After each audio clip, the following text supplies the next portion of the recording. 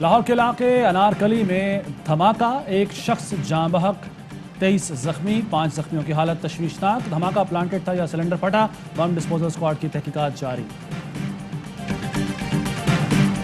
हमारी जो अपोजिशन है बेचारे तर्स तो उन पे बहुत आता है। उस दिन भी मैं असेंबली में भी बैठे हुए थे जिस वक्त वो वोटिंग हो रही थी और बिल्स पास हो रहे थे, एक के बाद दूसरा बिल पास किया जा रहा था और उनके बेचारों के कंधे गिरे हुए, सर झुके हुए, देखने से शिकस्त खुर्दा बेचारे लग रहे थे। ऑपोजिशन पर तरस आता है। बिल पास हो रहे थे, वो मायूस बैठे थे। ऑपोजिशन कहती है हुकूमत नाअहल है, मईशत तबाह कर दी। दूसरा बयानिया ये है कि हुकूमत जाने वाली है। ऑपोजिशन के दोनों बयानियों की किरचियां भी नहीं मिलेंगी, दोनों खत्म हो गए। असद उमर कहते हैं द इकोनॉमिस्ट ने कोविड के बाद बहाली से मुतालिक सर्वे कराया, पाकिस्तान दूसरे नंबर पर रहा। 3 सर्वे किए गए, पाकिस्तान 3 पहली पोजीशन में शामिल रहा। 14 साल में दूसरी तेज तरीन शरह नमू है।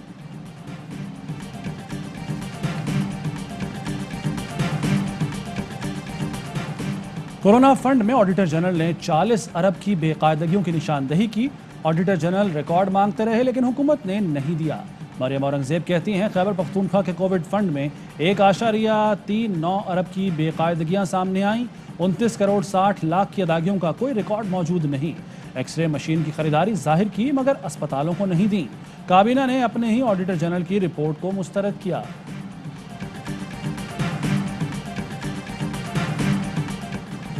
थर पार्कर में ग़िज़ाई किल्लत से बच्चों की अमवात जारी। सिविल अस्पताल मिट्टी में ज़ेर इलाज मजीद 7 बच्चे दम तोड़ गए।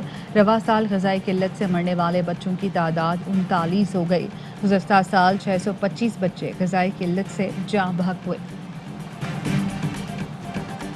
बयान हल्फी केस, राना शमीम पर तौहीन अदालत की फर्द जुर्म आयद। मीर शकीलुर रहमान, अंसार अब्बासी और आमिर गौरी पर फर्द जुर्म मशरूत तौर पर मौखर।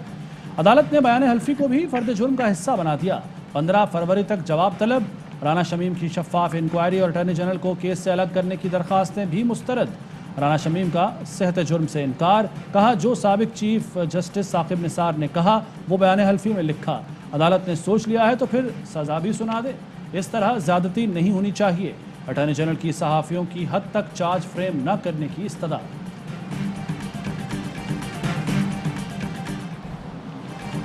बाकी अखबारात नहीं, सिर्फ जंग और द न्यूज़ ही इस तरह की खबरें दे रहे हैं, बार बार तौहीन अदालत कर रहे हैं। दौरान इस्तेमाल चीफ जस्टिस के रिमार्क्स, कहा अदालत को देखकर ही बयानिया बनाया गया। आईनी अदालत के साथ बहुत मजाक हो गया।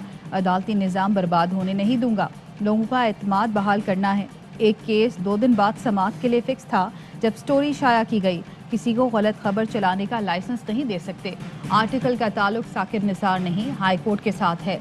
लोगों को बताया गया कि इस अदालत के जजेस कॉम्प्रोमाइज्ड हैं।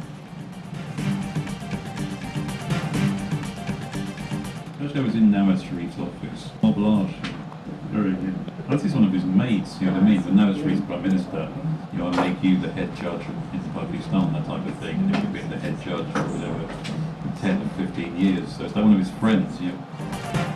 राना शमीम के बयान हल्फी से मुताल्लिक मुबैना ऑडियो सामने आ गई। मुबैना ऑडियो में चार्ल्स गथरी राना शमीम के बयान हल्फी से मुताल्लिक बता रहे हैं। कहते हैं राना शमीम ने बयान हल्फी पर दस्तखत नवाज शरीफ के दफ्तर में किए। दस्तावेजात का पूरी तरह से मुतालिया नहीं कर सका। इल्म था नवाज शरीफ से मुताल्लिक इसमें कोई बड़ी बात है। दस्तावेजात को सरसरी देखने के बाद उनकी तस्दीक कर दी। दस्तखत के वक्त काफ़ी लोग मौजूद थे। बरतानवी सॉलिसिटर चार्ल्स गथरी की मुबैना ऑडियो सहाफ़ी इरफान हाशमी सामने लाए। दावा किया कि फोरेंसिक माहिरीन ने ऑडियो में टेम्परिंग न होने की तस्दीक की है। ये पहला हिस्सा है, मजीद शवाहिद भी सामने आने हैं। राना शमीम किसी दबाव में थे, कहाँ ठहरे, किसने रिसीव किया, कई सवाल उठते हैं।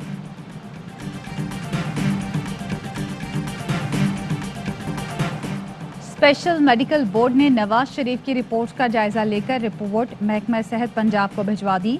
यास्मीन राशिद कहती हैं नवाज शरीफ की सेहत बिल्कुल ठीक है, वो खाते पीते और चलते फिरते नजर आ रहे हैं। नवाज शरीफ सेहत खराबी का कहकर लंदन रवाना हुए थे। रहन सहन बीमारों वाले नहीं हैं।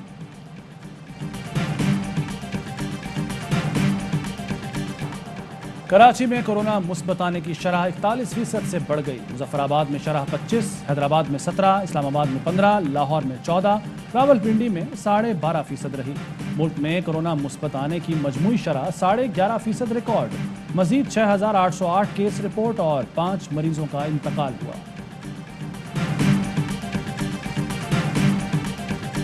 हेडलाइंस आपने जानी। अहम तरीन खबरें अब एक क्लिक की दूरी पर।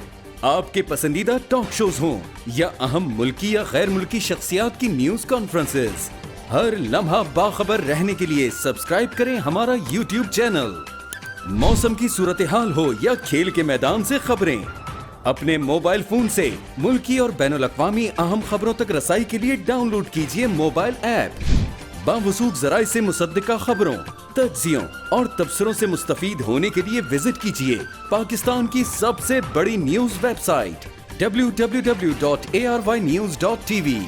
इन सब के अलावा पाकिस्तान का सबसे बड़ा फेसबुक पेज हो, सबसे बड़ा न्यूज इंस्टाग्राम अकाउंट या फिर ट्विटर, ARY न्यूज पहुंचा रहा है खबरें सबसे पहले आप तक, ताकि आप रहें हर लम्हा बाखबर।